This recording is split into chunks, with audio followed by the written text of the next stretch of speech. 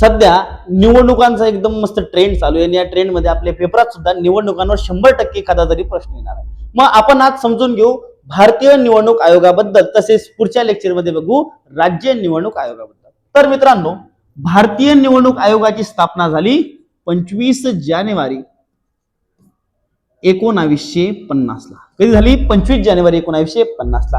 आणि याच दिवसाला आपण मित्रांनो राष्ट्रीय मतदार दिन म्हणून सुद्धा साजरा करतो. ठीक आहे. तसेच सर घटनेच्या कोणत्या कलमांद्वारे आपण निवडणूक आयोग स्थापन करतो? तर कलम आहेत मित्रांनो 324 ते कलम 329.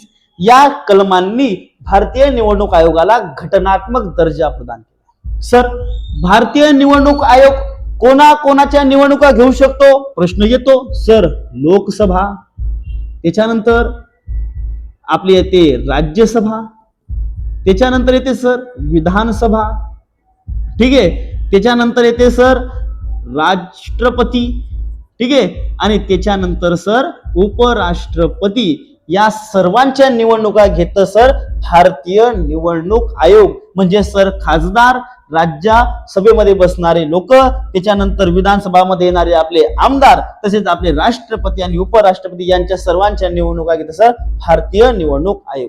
सर भारतीय निवडणूक आयोगाचे पहिले आयुक्त होते सुकुमार सेन. कोण होतं? सुकुमार सेन. सर मग याचे सध्याचे आयुक्त कोण आहेत? तर मित्रांनो एवढं काम तुम्ही करू शकता. तर भारतीय निवडणूक आयोगाचे सध्याचे आयुक्त कोण आहेत? नक्की कमेंट सेक्शन मध्ये सांगा.